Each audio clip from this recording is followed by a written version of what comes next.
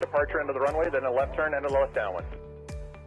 Cessna over the threshold, coming up on the white dot, at or beyond the white dot, left turn first available. I got a high wind coming up on about a half-mile final, clear to land at or beyond. Traffic on the left face, you're following a Cessna down, low off your left. Square it up just a little bit, and then we're going to get you in. Start your descent, though. Start your descent on the base. Traffic on final, give me follow on base. Base traffic, start turning toward the numbers now. High wing coming up on quarter-mile final, take it all the way down to the green. Cessna taxiing on the green, expedite down to the next hard surface. Get me some speed, there you go, go fast. This is going to be good. I got traffic on a mile final, you're following traffic ahead and to your right. High wing coming up on the threshold, take it all the way down to the green dot. 5 Charlie Sierra, 2 mile final. A mile final, turn north, and we're going to just make you, we're going to bring you back around. Jet traffic's coming up on about a mile and a half final, runway 9er clear to land. Okay, all right, let's listen up, guys. If you're on final for runway 9, I want you to offset to the left. I got a jet that's landing on runway 9. The jet's cleared to land runway 9 if you can make it. If not, just continue straight ahead. It looks like you're going around for the jet. That's fine. Oh, we have one right in front of us, sir. Dragger. Let's see, what we got, a tricycle, put it down. Tricycle, put it down. Tail dragger, down to the green dot, then a left turn. Short final here, you cleared land on 9, all the way to the white dot, go down to the white dot. Find somebody to follow out here. Canard, just come to the runway and I might have to just send you around. That'll be fine. And for the jet, you just want to stay in this pattern or you want to go back out for an instrument approach? Stay in a pattern, Charlie Sierra. All right, just stay with me here for a minute. And my tail dragger, let's see, over the numbers, go down to the green. And Canard's going to have to go around. Canard, go around. And my high wing here over the runway, keep it airborne. You do not descend. You got a fast guy behind you. Do not descend. There you go. Keep it airborne. As soon as the guy behind you gets slowed down, I'm going to put you down. So keep it airborne. The one that just passed the white dot, make a left turn on the hard surface. All right, my high wing tail dragger, you can put it down now. And Charlie Sierra, let me get you about a mile off. Let's see, Charlie Sierra, I lost. There you are. Make a left-hand turn. I'll try to resequence you here on the downwinds. We'll see how it looks. Short final, you're clear to land runway 9 on the white dot. There you go. And the tricycle left on the hard surface and follow the flagman. Welcome. Thanks for being part of the show. And let's see, just find somebody to follow on the final. And as you get close to the runway, if it's not going to work, we're going to send you around and then try to resequence you. Now, who else got sent around that's not back on the downwind? The Canard? Yeah, Canard. All right, Canard, there's a Gulfstream up there that went around too. I just lost sight of him, but you're going to make kind of a left-hand turn and stay low. I think Charlie Sierra, what's your altitude? 3,200. Okay, that'll be fine. Just maintain VFR. I don't know what else is up there above you. Probably most everybody's down here, so just make a left-hand turn. We'll try to get you back here. Canard's got the jet in sight. Okay, the RB, maybe an RB-10, whatever, here on final. Keep your speed up and go all the way down to the, aim for the green dot for me. Actually, keep your speed up. There's a guy behind you. Aim for the green dot, and I'm sure that's plenty of room for you to land on runway 9. You're clear to land on runway 9. Number 2, you're going to go down to the white dot. Follow the white dot. Actually, you know what? That's 1,500 feet. You're going to land at the white dot. The spacing looks adequate here. 2 guys on final. You're kind of tight there. Keep each other in sight, and you're going to aim for the white dot. If it's not going to work, we'll come up with a plan B. We might have to send you around. The second guy behind you out there in about a 2-mile final. Are you slow enough to be able to follow that guy in front of you? You need to go around. Well, I probably shouldn't ask that because I had about 5 guys answer me, so I should know better than that after 35 years, you would think, right? All right, so let me see. The guy who's number 1, it's number 1. What kind of airplane is he? An RV type. All right, RV type. Keep it airborne for me. And I got a fast guy behind you. The number 2 guy over the trees there. Go ahead and put it down on the numbers. My first guy just coming up on the numbers at the over the grass at the numbers. I want you to keep T-minus 1 minute and counting. Hello.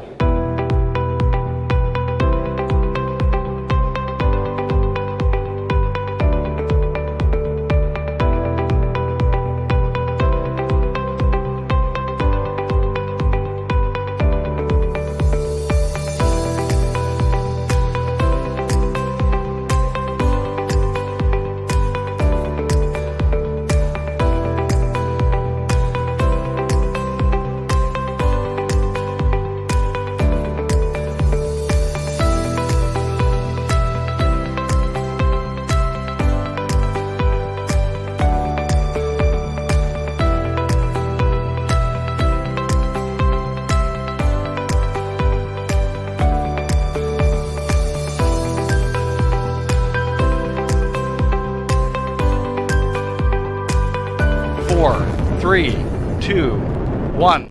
Good evening, everybody. Welcome to this Thursday night live stream. It's a special one for several reasons, the main one of which is because the last one before our summer break. As you can see, we've all been working on our beach pods, and this summer we'll be making the most of it no, we won't. We'll be hiding, or I'll be hiding, I don't know about anybody else, and working and stuff. But it is the last one. We'll be back in September, but there'll be some more stuff in between, including the Skystream for members, so you can still catch us on a Wednesday afternoon. So, anyway, before we go on, we have to say a huge thank you to Sky Demon for supporting the live stream. There is a tip this week, and then there's a little Sky Demon peek in the news, which is fascinating. So here you go with the Sky Demon tip of the week. Hi, I'm Hannah from Sky Demon, and this is this week's top tip. Your Sky Demon subscription gives you access to charts for the whole of Europe and more. When you first install Sky Demon, the app will automatically download charts for your nearby countries to get you started. To install a new chart, just pan to the country in the main map view and tap this Install button. Alternatively, go to the Setup menu and tap Add Remove Charts. You'll get a list showing all available charts, and you just need to toggle on the ones you want to install, or turn off any that you don't need, and tap Continue. Avoid having more charts installed than you need, as this will make things faster when you search for airfields and waypoints. For more information, go to our website skydemon.aero.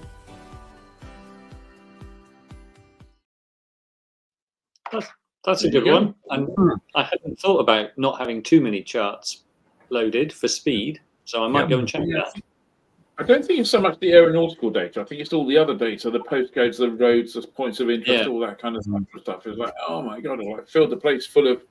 I mean, can you imagine how many churches there are throughout Europe called, I don't know, Saint Maria of whatever it is? I'm not very good on church names.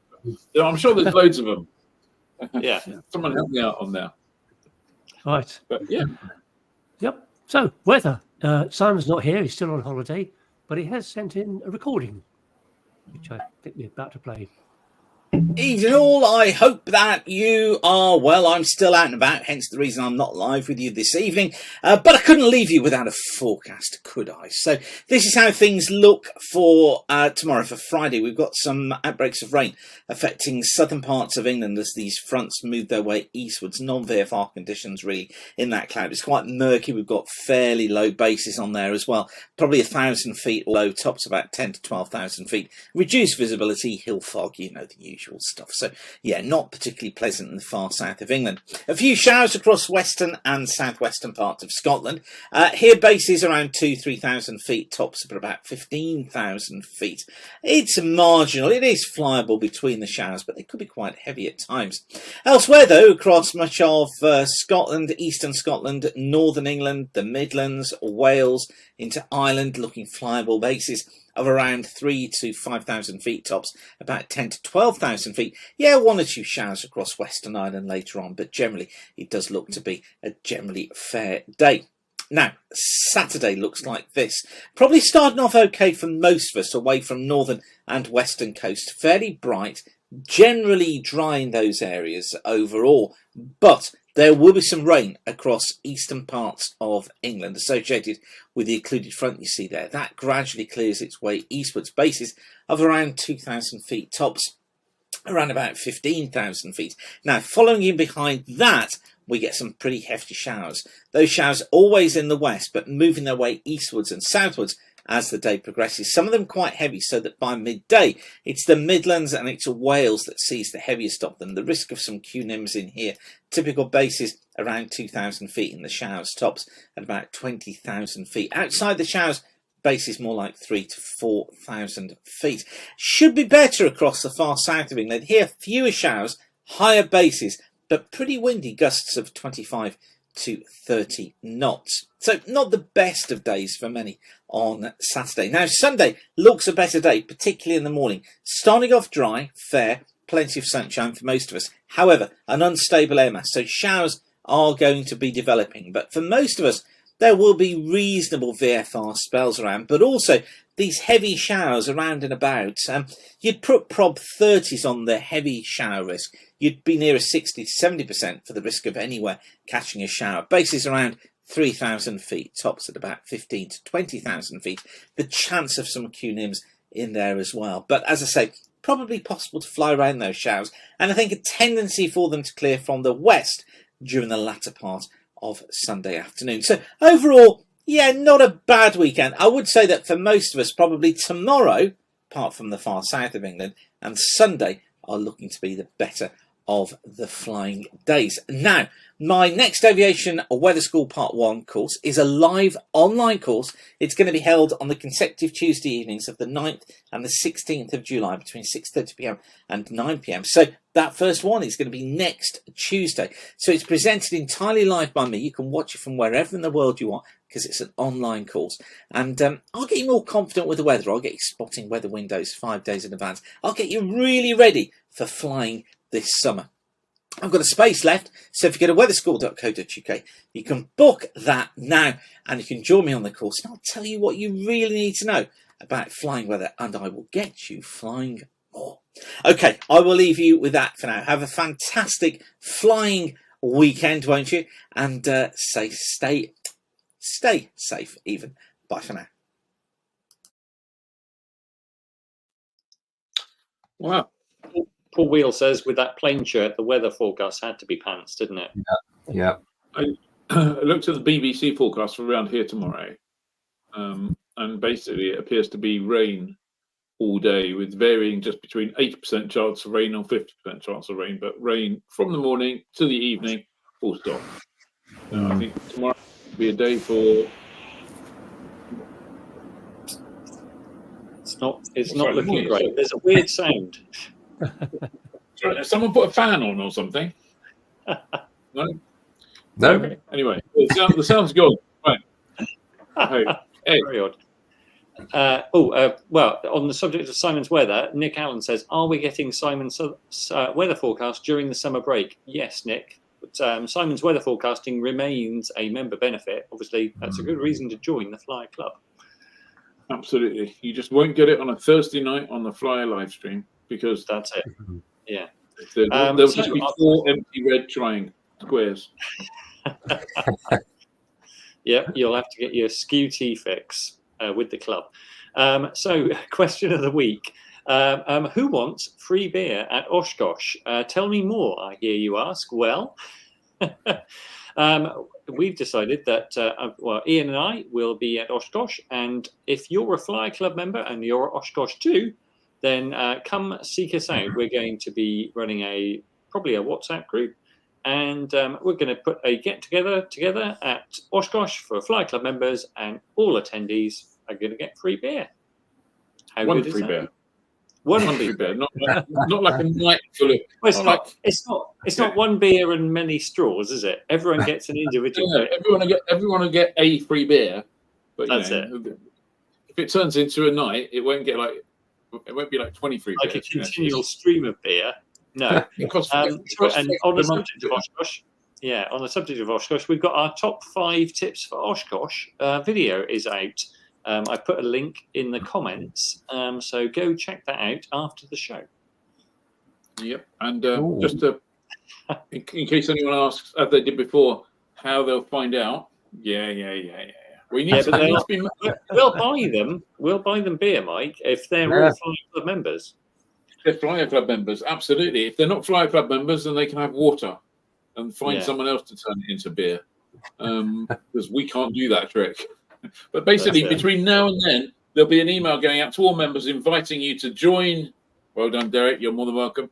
An email to join a particular WhatsApp group, and the information will all be on there. Will there be free beer? What was that? Yeah, will there be free beer next year? Maybe so, Annabelle. But, come this year. Yeah, who knows? Heretiques is looking a bit sad. He said, not going. Oh, Darren. Oh. What can I say? Good. Right, more reasons. So on the subject of the live stream, if you're not a member, you can join today. £5 a month or £52 for the year. flyer.co.uk/membership. You'll get access to all of the content, the weekly Skype stream, the discounts, the weather and webinars, which we run every month. And this month is Simon, Weatherman Simon. So that will be an interesting one, as always. Free landing vouchers this month. We've got Compton Abbas for the first time ever. Damien's Hall, Kitty Hawk, East Kirkby, and Fishburn. Now, for East Kirkby, there's a slightly different thing going on this weekend. So if you fly in, it's quite wordy, this. I need to get this right. If you fly in, you get landing and pilot admission for £15 plus additional aircraft passenger at the normal museum admission rate. So you still have to pay museum admission for your passenger at the normal rate.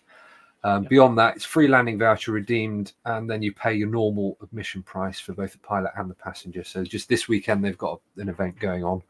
So if you do turn up, it will be slightly different. Yeah, but they're Sorry, go on. I was going to say they're a museum, and it's a big event for them. So use your free landing on another day. So there you go. Yeah. That's the best advice. And once you've been to East Kirkby once, you'll want to go back. Exactly. I would say. Yeah. And final thing for club members is we're still going to be doing the Wadswick Wednesday mugs throughout the summer. So if you want to pitch up at Wadswick, but PPR, don't just pitch up. And tell us.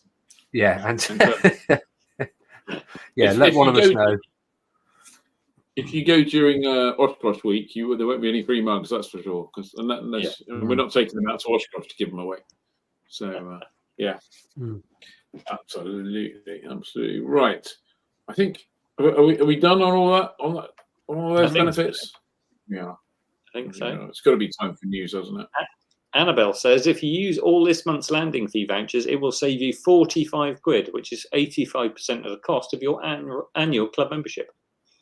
I mean, in all honesty, there are something like 24,000 members of the Flyer Forum online, and something like 2,500 members of the club. So that's an awful lot of people who are getting an awful lot of stuff, and all the rest of the stuff. So basically, if you want it to continue, pay your £5 a month, which is cheap, I reckon, or low cost, I should say. Yeah, absolutely. Anyway, Midlife TPL's confusing offers now. Mug with free beer. Well, if you fly into Wadswick next week, collect your mug, and then bring your mug with you to Oshkosh, then we can put your beer in your mug. So, but that's the only way that's happening. Yes, absolutely. Good point.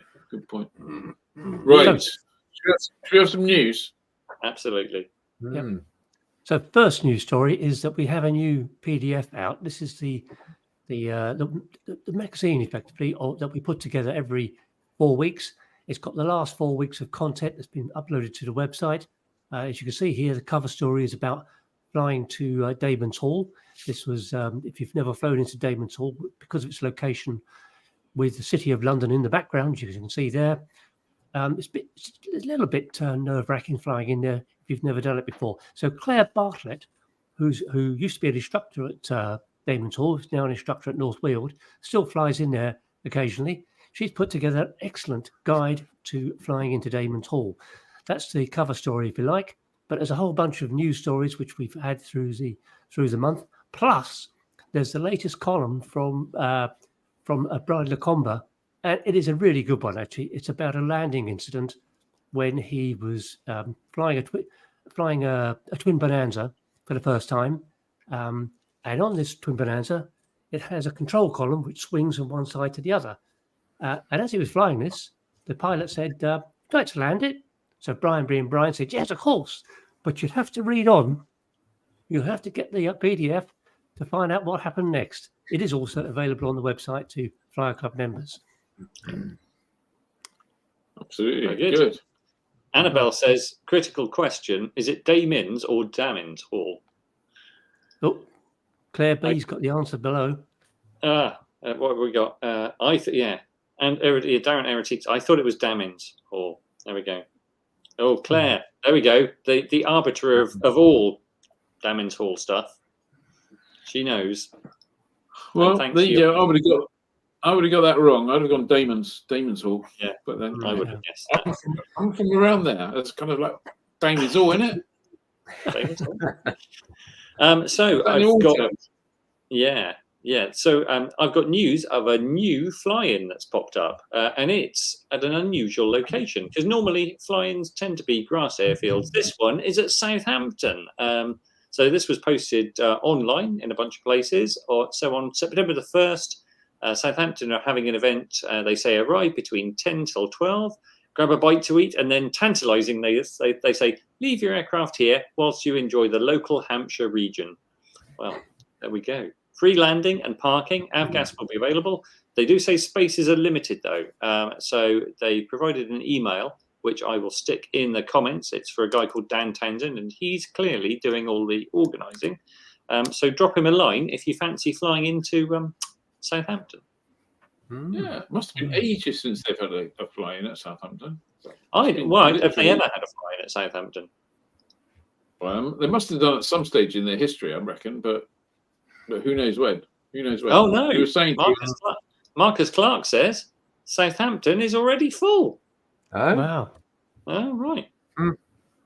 Yeah. Oh well, maybe they'll put it on again. yeah. Good. Well done them for doing it. That's what I can say.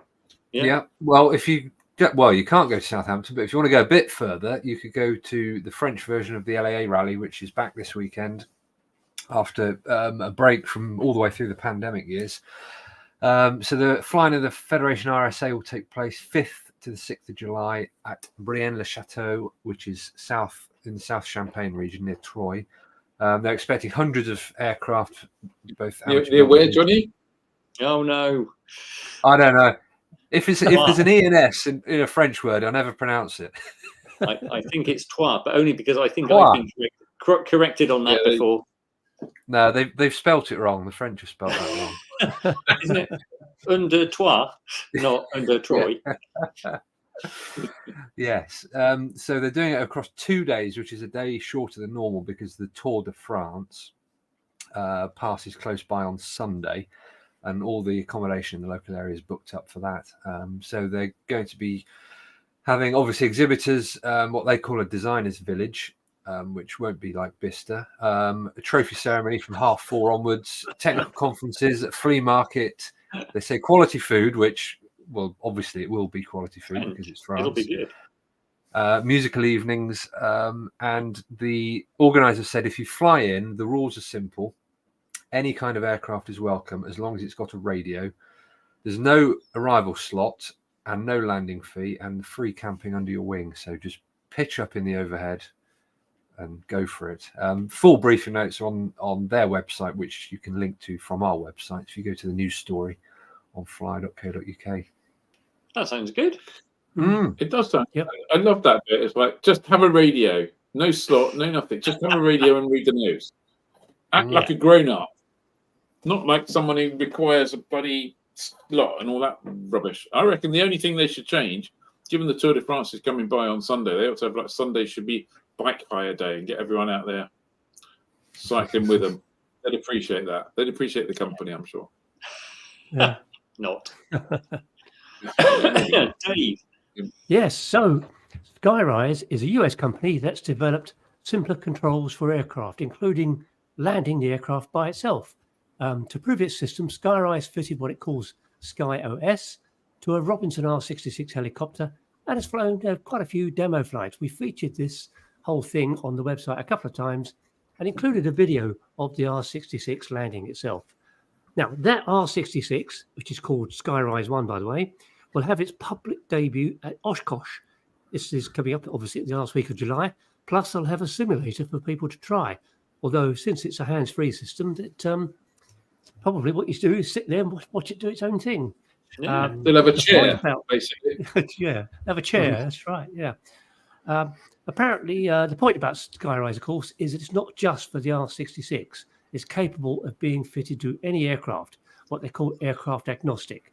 Skyrise says its Sky OS is the first operating system for flight with simplified control and an aircraft agnostic triple redundant fly-by-wire system.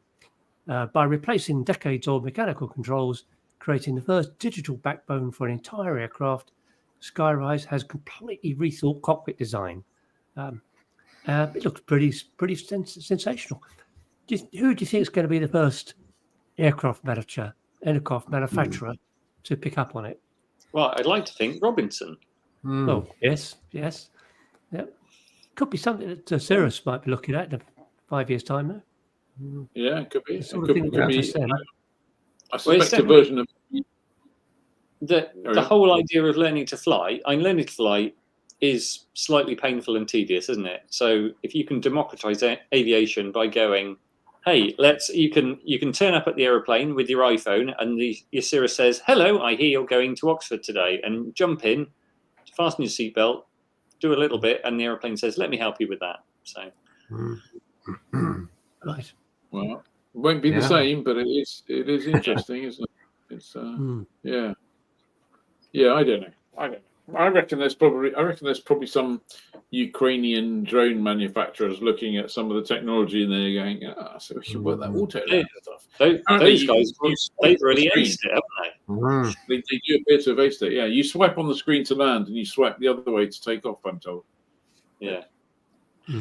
Johnny, going back to your Trois story, Ian says no overhead allowed. So don't rock up in the overhead.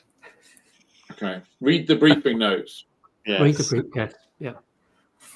Michael Roberts has said, okay, so what's the point in eVTOL? Well, I guess that's this whole Sky Race thing is just thinking about this in another way, isn't it? So Yeah. Who knows? Right. Okay. So you might as well go on the train. Well, yeah, absolutely. But you don't get. No, it's not the same on the train, is it? It's the same on the train, is it? Yeah. Not the same whatsoever. I mean, they're straight. They're small. You always find yourself in a carriage with a weirdo. It's just like. Anyway.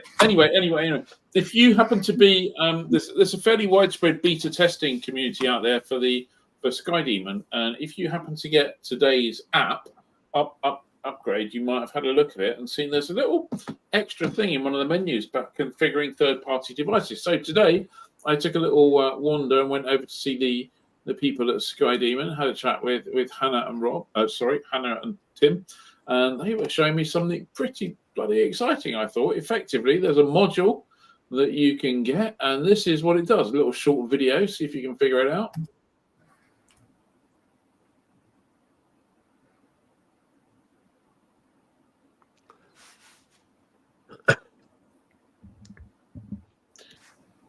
Yep.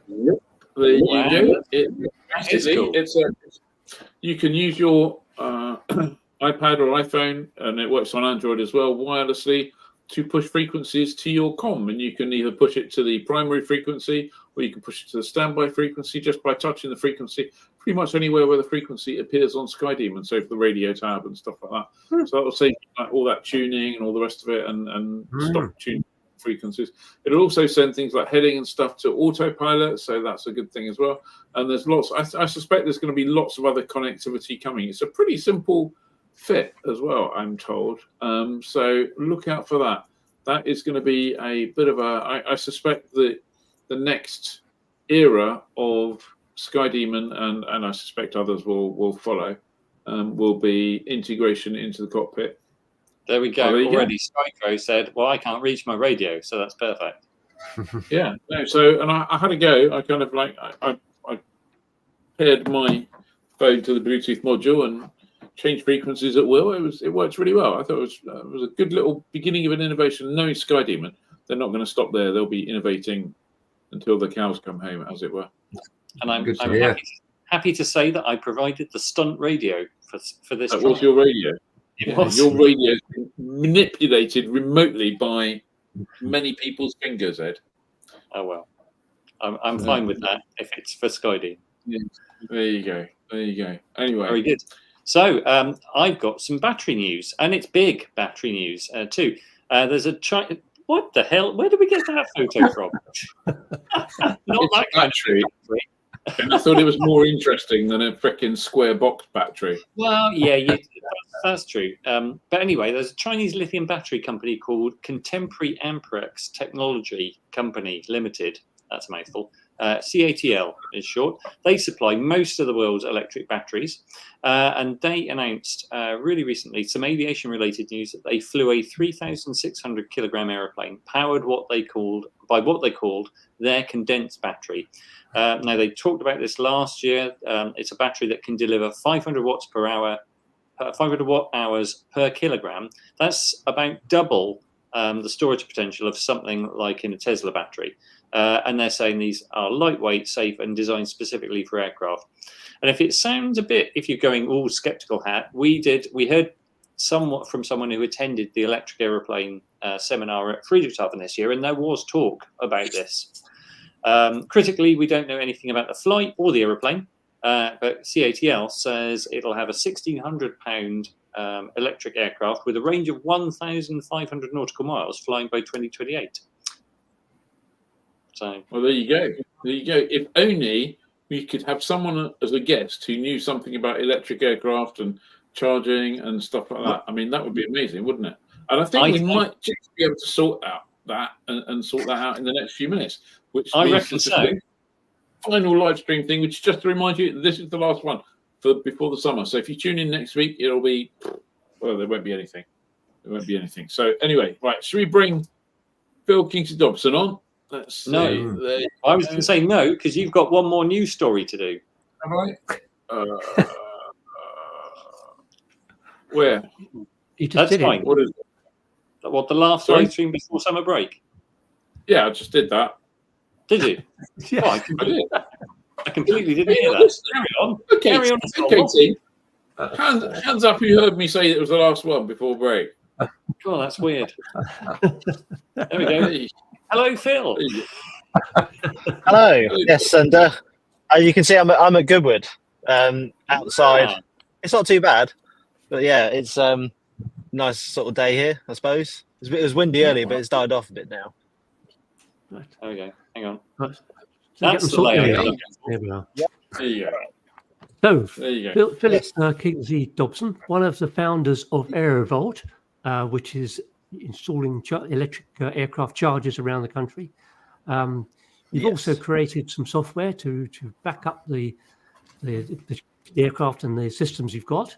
And you're going to be you first kind of bounced onto the scene about a year ago at the Royal International Air Tattoo, Riyadh, and you're going back this year with a much bigger presence. Can you tell us what you're going to be doing there? So we have a couple of partners. One's called Skyfly. They are a permit eVTOL manufacturer, and we've known them for a while. And they have been developing this aircraft which can fly conventionally, but it also can take off with full power vertically. Been in the simulator, and I've seen the mock-up, and I've been sent images of them getting it together for it. And we are there with them unveiling this aircraft for the first time, which eventually will be flying. It's actually flying probably August sometime, I think, is the first flight. And then there's another company called Flux Aviation who make retrofit kits, which is primarily designed for replacing a 912 in many different aircraft. And they have a battery module system which can distribute the weight from fuel tank and forward of the firewall and things like that in the aircraft. And they're appearing with their Shadow, and then further down the line, there's some other news because we're collaborating with them on building some aircraft as well. So that's in the pipeline for us as well. But both of those companies are unveiling aircraft there on the larger stand called the Electric Skyway at the Air Tattoo. So it's quite a big stand, but it's just showcasing the different aircraft and the expansion of the network, which we're under a bit of pressure now to get some more chargers out. And there's aircraft, there's a lot of airports that want chargers now, so we're sort of pushing as hard as we can. So how many airports have you installed chargers at? So there's 7 live, and the early part of this week, we just actually edged over 100 that are in negotiations with us for having chargers installed. So, and there's also abroad as well. There's down in Australia, we're looking at that, and in USA as well, and New Zealand as well. It's sort of come on our radar. But then we are pushing as hard as we can to get the capital together to install these chargers. There's a lot of planning that goes involved in the the installation of these things. We some, like for example, Sandown with Daniel, he was the first one to sign for having a charger. So naturally he got the first one, but that's over 200 meters of cabling that's gone under the ground in a ducting to get to that charge point airside. So, and even the lids, it was not simple. It's about 150 meters of lid, but that's 125 amp cable that's gone in over a few hangars to a huge fuse board, breakers and stuff, and then outside of the hangar to a point where we can have about 3 or 4 chargers in the line, which is ultimately their vision for the airport, to have a bank of chargers. So we put the first one in, and then the idea is alongside the hangar there's going to be sort of 3 or 4 in the next sort of 2-3 years. Yeah. Also, you installed one at Dunkerswell as well, didn't you? But that was a bit different because Dunkerswell's out in the middle of nowhere, and you couldn't get a great grid connection there. Yeah, I mean, it's exactly Dunkerswell. To be honest, hats off to them. They've been very, very supportive of Aerovolt, and we looked at the power there, and they only had a single 32 amp output we could use from the sort of the cabin structure. And we contacted the DNO asking, what would power be, extra power? Could it come from this hangar? What would be an extra connection? How much it costs? And it's in astronomical numbers. So it's just not economically viable. So we partnered with a company called Ally, who make a battery system which is powered by 4 recycled Tesla batteries, and it can take an input from a single phase and then output 200 amps free phase. So that allowed us to do the aircraft charger there and also a bank of 4 car chargers. So it's on all the time. We're monitoring the battery system all the time. I mean, all the chargers are live on the network, and we can see all the chargers on our system. And every minute it's pinging the chargers to find errors. So I get notifications on my phone if there's an error with one of the chargers somewhere. And I can see when charging sessions are happening, or sometimes there's occasionally a network dropout for like 10 seconds, but it normally doesn't affect any of the charging network. They just kind of reset themselves very quickly. But it's pretty stable, and the system we have is quite robust. So the sort of the RFID cards we have for our squadron system, they work every single time. So it's quite a robust system. Although the aircraft do have a few little niggly issues with their battery management systems, which require firmware updates and things like that in the future. But there's not a lot of electric aircraft in the UK at the moment. So, I mean, the big question is, how on earth is it a business at the moment? Well, so we're in the funding kind of world, the R&D sort of world of sort of venture capital and private equity and angel investors and things like that who supported us. But one of the things with the aircraft is just about started just now is that we're trying to get the aircraft onto a permit rather than being certified. So some of the early conversations about that have already started, because at the moment the Velis, I mean, I like the Velis, and I've done must have been 16, 17 hours in it, something like that.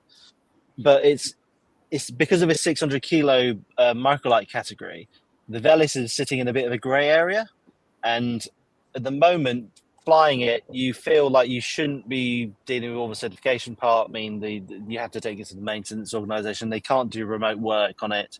And it's not like, I wouldn't say it's hassle, but it's not really in the right place compared to, especially with the flying club we now own at Goodwood.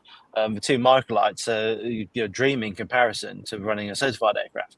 But the Velis is within that category of Eurofoxes and C-42s and Kitfoxes and things like that, and even like the sports cruiser and stuff like that.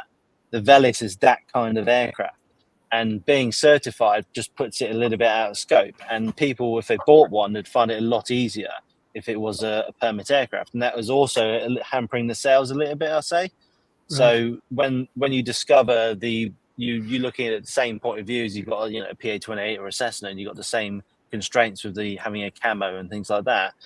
The Velis, as great as it is, it could do with just being downgraded a bit to being a permit aircraft. But conversations for this have already started. Okay, I'm glad you said you like the Velis, because we kind of can't not talk about the incident at Membry. Yes. What happened? I stuffed it. Yeah. In the preliminary report, there was a mention about perhaps you'd already made 2 go-arounds. 3 actually. Maybe you didn't have enough power left for another one. Yeah, I mean, I can run. I've obviously told many people this story, and I can run through it. And to be honest, the AAIB they were very lax. They couldn't really be bothered so much with doing any kind of full report or anything. And EASA actually did their own report on the aircraft and the incident with Pestrel, and they literally came back with one small little paragraph basically saying the aircraft needs air brakes. That's pretty much what he said. But so I was taking the aircraft to Riyadh for our launch, and we didn't arrange transport. We thought on that day I could fly and it'd be fine. And looking at the weather, and the aircraft was at Goodwood, and I took off from Goodwood to Popham, where one of the little trolley chargers was left there. And Goodwood to Popham, no problem. I think the wind was about 11, 12 knots. I can't remember which runway it was I landed on, what the number is. Charged up, and then was looking at the computer in the sort of the cafe thing there, the weather and the radar and all this sort of stuff. And then took off from Popham to Membury.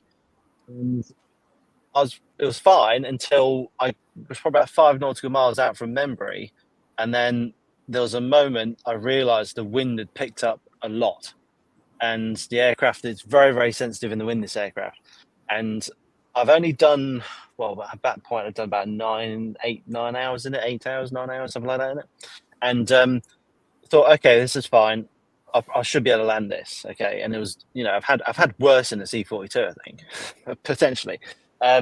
But coming in on, I think it was runway 17, which is the slightly 650 meter one, coming in and suddenly got blown completely to the right off the center line, and I just had to bail out of it.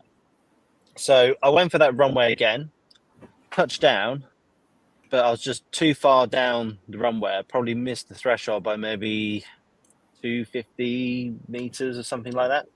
And I just thought, this isn't going to stop before the end of the runway. So I went round. And then there's a really big, wide runway at Membury, which is, I don't know what the numbers are, sorry. But it's very wide, and there's a concrete strip, or like an old runway strip in the center of it. So the third landing was actually fine.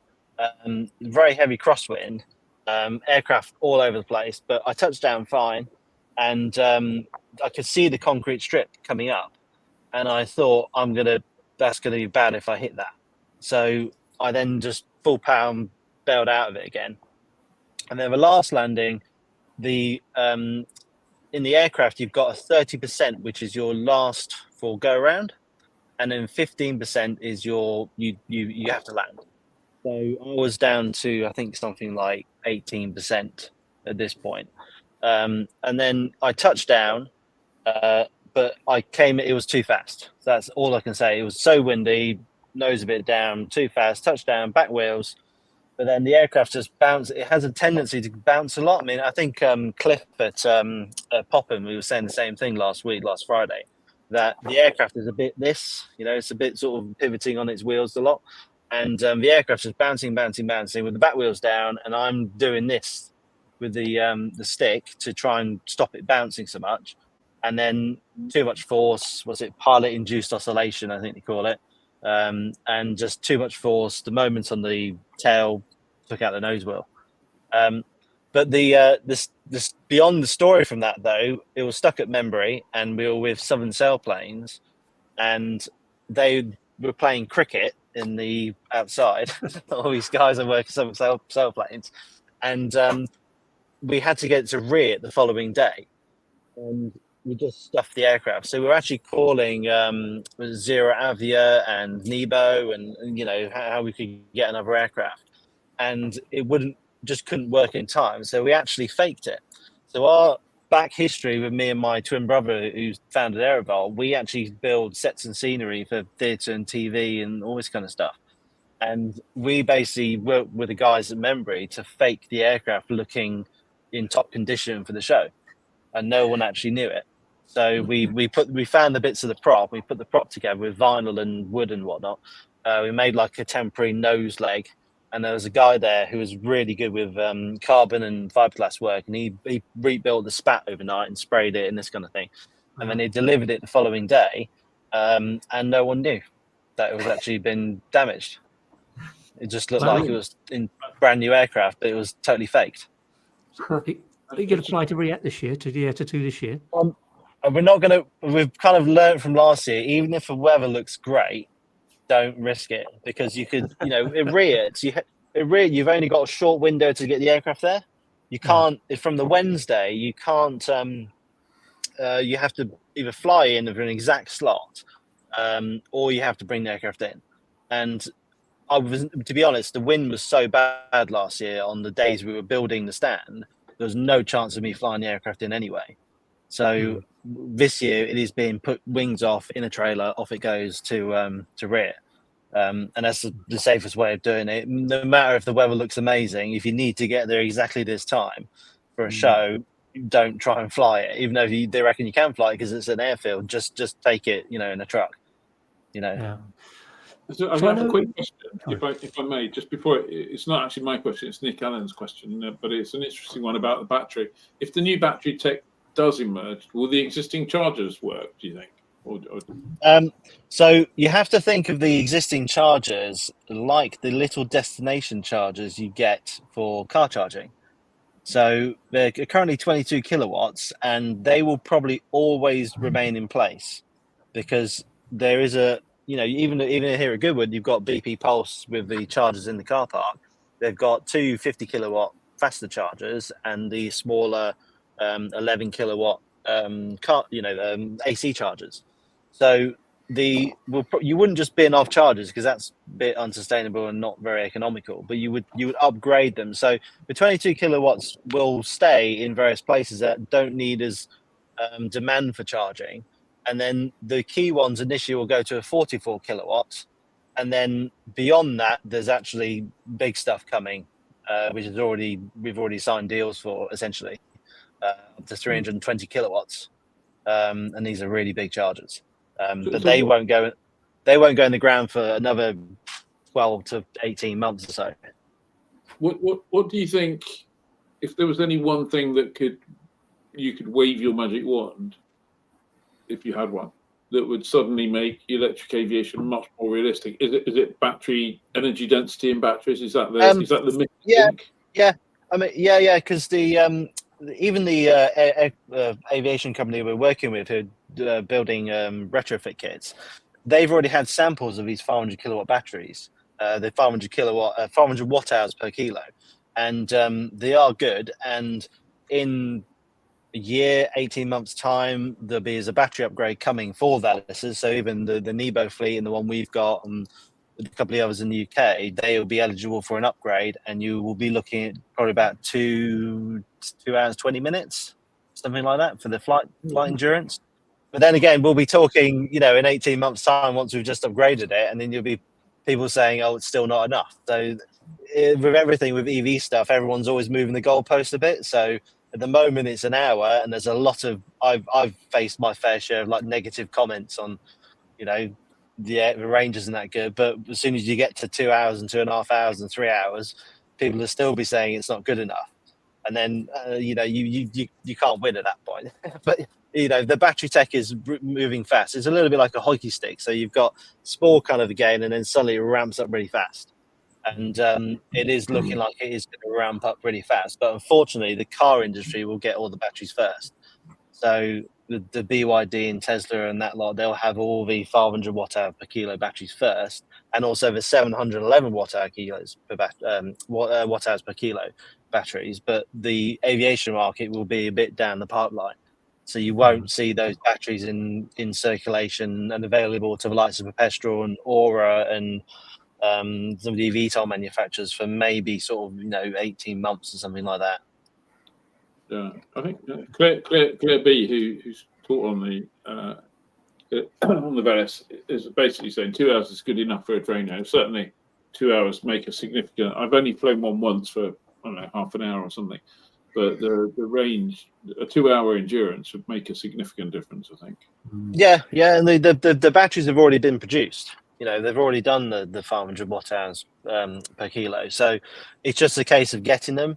And the batteries in the aircraft can be recycled anyway. I mean, nearly all the lithium batteries and most of this stuff can be recycled now. And there's no cobalt and that sort of thing in the chemistry anymore. That was a few years ago, and there was all talk about mining and stuff and this sort of thing. But the new batteries are becoming very environmentally friendly and sustainable. So the technology will just get better and better and better because of the demand. And fortunately, electric feeds a lot of the car industry. So the technology, components, all sorts of stuff, that's developed, people will fit for the car industry, and it will for boats as well, and all sorts of vehicles. So it's not just aircraft. You're obviously right that the car industry will take all of the batteries first, and the BYDs and Teslas will be filling their cars as fast as they possibly can. But without that demand, we probably wouldn't get to 500. Exactly. I mean, with cars, they are getting. I mean, we test drove a BYD car a few weeks ago. I was on a panel with the GridServe guys, the CEO there, and we test drove his BYD car, this Chinese car, and it was very good. And the tech is getting good, and it will filter into aircraft, and maybe even the permit industry will be more affluent with it first. They'll have, you'll be able to get batteries. You won't have to worry about certification with batteries so much and things like that, and then dropping them from 1,000 feet and stuff like that. But the permit world is probably where it will boom first for electric, and then more certified stuff if someone wants to put the resources into certifying an aircraft. But then the larger eVTOL manufacturers, OEMs, not all of them, but a few of them have been in touch already with us. Just because we've got a lot of engagements with airports now, and there's a lot that have signed on for having chargers for quite some time. Okay, so if you've got something like a road tax or a like aiming Continental, whatever, and you've got a 2,000 hour TBO or 2,400 hour TBO, whatever it happens to be, the equivalent for a battery pack is effectively the amount of cycles that you can charge it. And yes, but the one of the issues is that the number of cycles varies from user to user. So it's not like you drain to zero, fill your tank up every time. It's very much temperature based and things like that as well. So, but they can be reconditioned, and with the motor, you pretty much on the Velis at the moment, I think they started with something like 100 or 200 hours, and then it's been pushed and pushed and pushed, and I think it might be 900 now. So you don't actually do anything with them. I think it might be 900 or 600, one of those. I mean, to be honest, the maintenance organisation in Bournemouth will know. But you don't actually do anything with the motor for that amount of time. So it's just two bearings and it's an outrunner, and it just goes and goes and goes, and eventually you want to change the bearings in it, and then it will run for. But they are getting motors now which they think can do 2,000 hours without being touched at all. So is that the days of the 50-hour check or 100-hour check on your road tax will be gone, and you just motor spins. You push the throttle and away it goes. Yeah. So what does okay? So if you ignore for the sake of it the motor at the moment, but you just take the battery pack, and at some stage you need to change the battery pack, what kind of cost is as a new battery pack? So I think I remember seeing the spare battery pack when we ordered our Velis was about 18,000.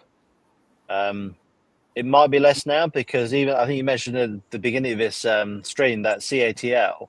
They're doing their electric aircraft, but they are producing batteries cheaper, and it takes a bit of time for that to go into the market because obviously there's stock and everything people are trying to move. But the batteries have been produced cheaper and cheaper now.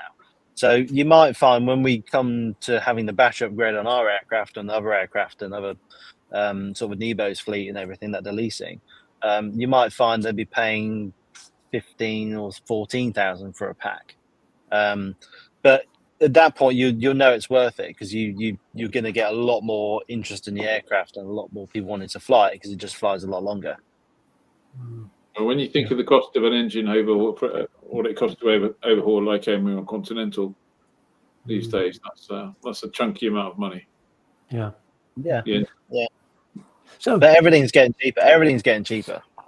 But it's whether someone wants to sell it cheaper in aviation because everything's expensive in aviation. This isn't your only project, though, is it, Phil? You've also got this software, this online platform called Squadron, and you've just taken over the microlight school, one of the microlight schools at Goodwood. Yes, you took over Sport Air. Yes, that's right. So I'll start with Sport Air. So that came about the middle of April. The previous owners they wanted to move it on. They've been doing it for a while, and they sent a message out to a bunch of the members, and I largely bit the hand off for it. We've been agreeing a new lease for the site, and there's an upgrade due. We're planning to build new premises on the little plot, and the marker lights have been obviously going to summer, have been used quite a lot, and it's run largely as an online kind of flying club for school. So the squadron system, but I started building the squadron system right at the end of 2021 because I got COVID.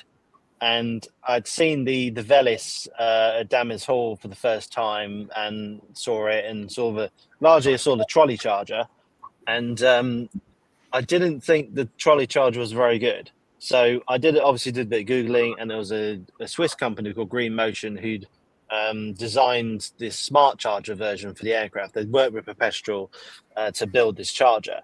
And it had something OCPP connectivity, and at the time I had no idea what that was really. So I started building this management system that I had this plan to integrate it with the charging network, so you can actually do payments and eventually, which are working well, almost finished now, scheduled charging, so you can assign a charging slot for the aircraft.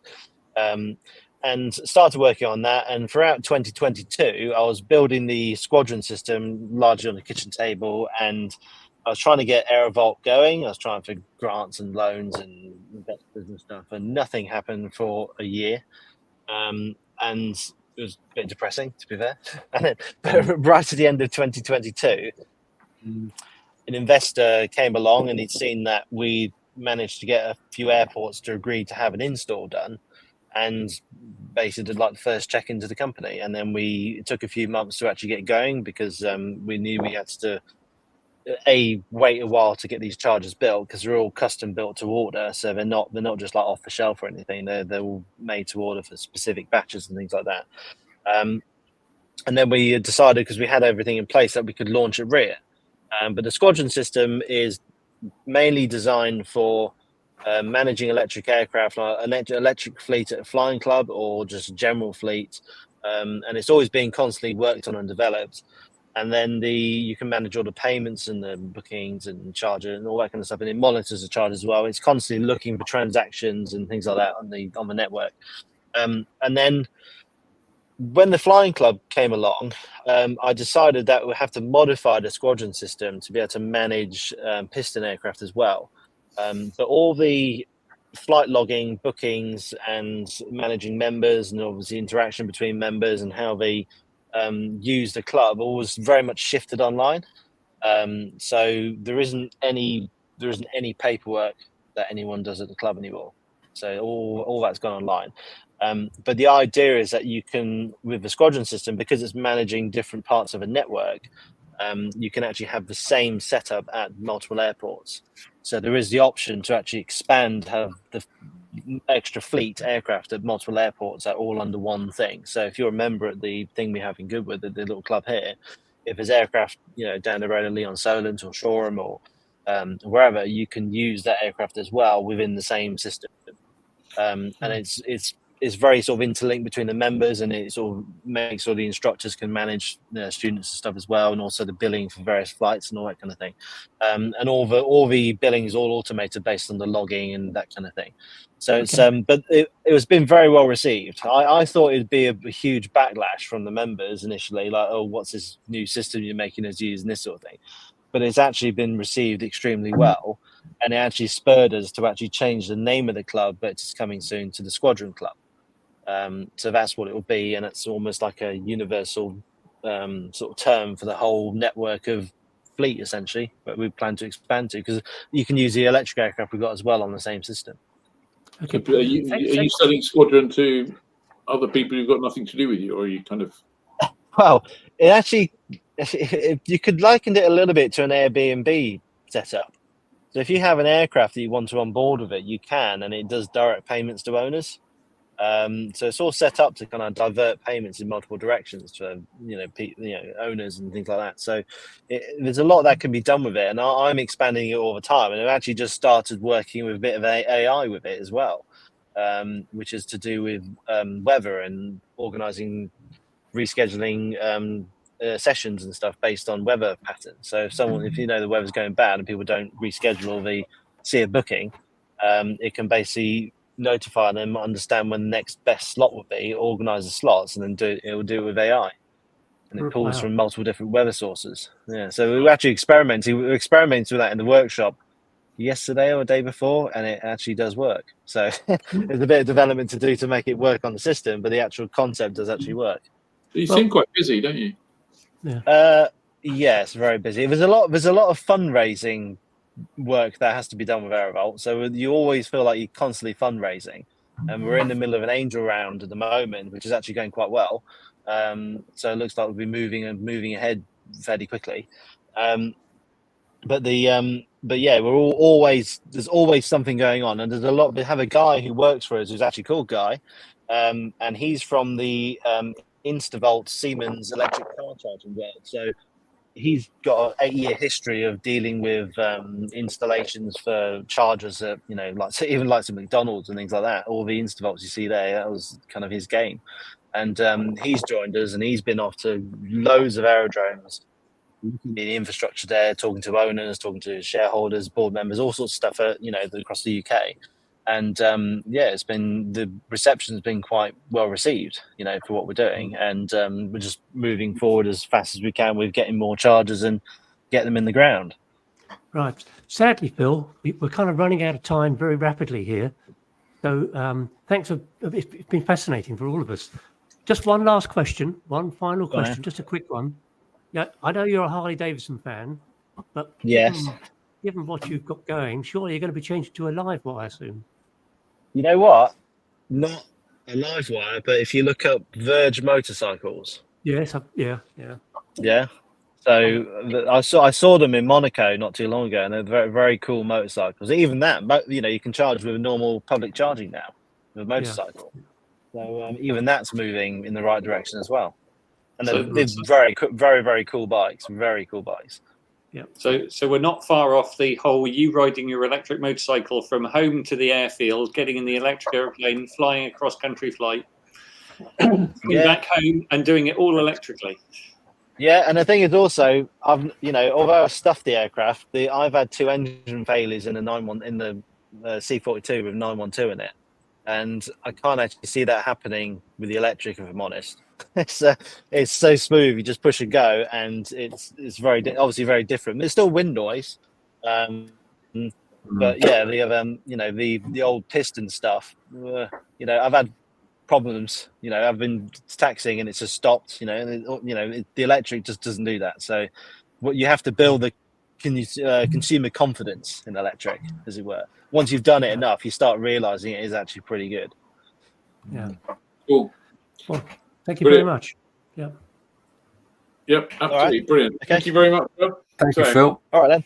All right, thanks then. All right, bye then. Enough time for.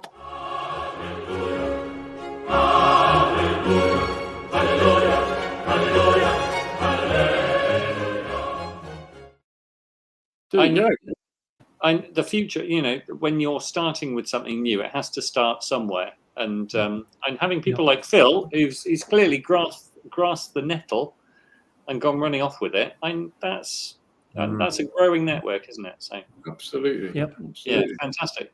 So, Fancy Hanger, we thought we'd start our summer break with some beautiful biplanes for some summer open cockpit, wind in your hair, kind of fun. Let's hope it actually warms up. Otherwise, it's just going to be frigid hanger, isn't it? So,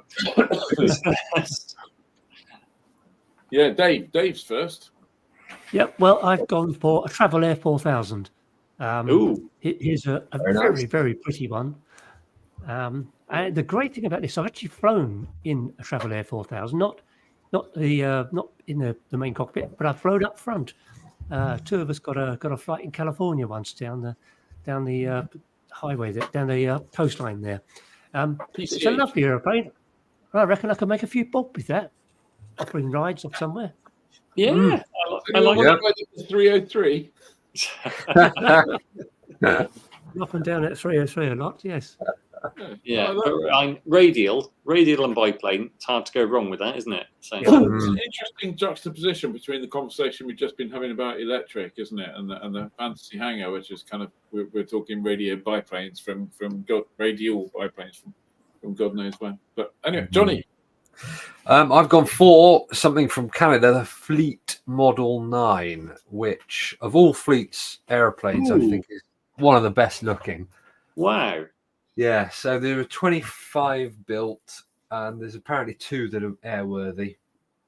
Manufactured originally from 1931 with a Kinner B5 125 horse radial, stressed rather to +7 and -3G apparently. But I think it looks gorgeous.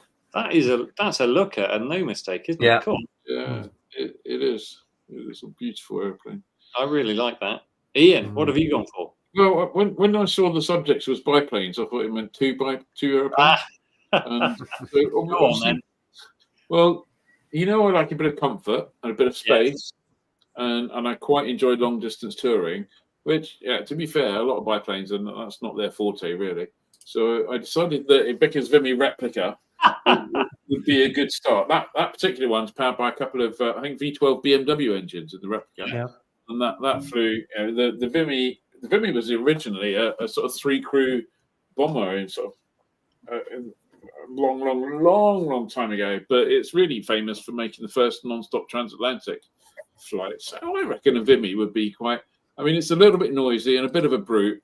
So for my second aircraft, I thought I'd go for something cute and neat and lovely, and that would be a little Flitz. Not that one. Where's it gone? Who's got my Flitz? There you go. There we go. Gone for Flitz. Darken Flitzer. There you go. Little VW engine. I mean, I wouldn't actually fit in one, to be perfectly honest. And you might have a fancy hangar choice, and you could probably mount your Flitzer on top of your Vimy. Yeah, you probably could, couldn't you? Designed by who? Lynn Williams. Lynn Williams, absolutely. And Lynn Williams, in the past, has done a few. I think his brother used to do illustrations for us. Lynn Williams, the designer, did the illustrations, and obviously Lynn's brother was the very famous Neil Williams. Sorry, yes, indeed, you're right. Yeah. But two good choices there. I like that. I have gone for, and it's probably I think I'm very tempted by Johnny's choice, but I went for this. I went for the Waco RNF. So it's a pretty little biplane, 125 horsepower Warner Scarab. And it was just Waco the time they were making biplanes, they were hitting the nail on the head every time, popular with buyers. They've made a lot of high horsepower biplanes. This one, they went, we're going to make the aeroplane slightly smaller, but it'll still be a bit of a hot rod if we give it the 125 horsepower Warner engine. This had a reputation for great handling, great short field performance. And I just think that says summer to me. I really like that. So that's my choice. Nice. You know what? I'm not sure there's a bad one amongst them, to be honest, is there? That's it. Well, Annabelle says, is it Waco or Waco? It's Waco, Annabelle. So, like Tark. Yeah. Martin Loosby says Dave 3 times. Ian wins. Biggles Biplane says no Curry Watts. I looked at Curry Watt and I couldn't find a picture that made it look attractive. That's it. Skycrow says your Flitzer would fit in the Vimy glove box. Ian definitely wins for choosing an affordable aircraft. Well, I don't know that the Vimy is very affordable. No. So Johnny so far, but that might have just been when there was just an Ian and Johnny. There we go. Lovely, strong start from Dave. Here we go. Annabelle says everyone wins. Oh, Paul Fraser Bennison's Spartan Arrow. Yeah, that's a good choice. I'd forgotten all about that, and that is a cute biplane. And there's only one at Red Hill. So, Aviator Steve, Booker Youngman, good choice. Very good choice. Johnny. So Johnny has the win. Even I'd be tempted to vote Johnny. It's a good one. It's a looker. It is a looker. That's in a bit of a messy hangar picture there. Yeah, and biplanes. normally look a bit draggy. That looks fast, doesn't it? Everybody wins. Jonathan Smith, haven't logged in for ages. Ed still wins. That's very kind, Jonathan. Might be a Johnny wins. I'm not sure. Cool. Right, I think we need to move to events because we've avoided it all live stream, but people might still need to go and vote. Oh yeah, yes, yeah. So obviously, events this weekend. The weather forecast isn't great all over the country, so do check. Friday, Saturday is tomorrow and Saturday. There's a Private Flyer Fest at Leeds East. Also, that French home-built rally at Brienne is Friday and Saturday. Saturday, the East Kirkby Summer Flying. We've kind of mentioned that bit already. The Fly to Help Summer Ball. I guess that's probably sold out, but anyway, it's on. The Sherlow Flying in Shropshire. And there's a flying at the Norfolk Gliding Club near Norwich. Sunday, Carnarvon Airport Flying. I also mentioned there's a cancelled flying, popular one, the Suffolk Coastal Flying at Montague. Is that how you pray it? Monuden, I think. Monuden. Yeah. Right. So that's cancelled. So don't go there. Don't go there. Well, yeah.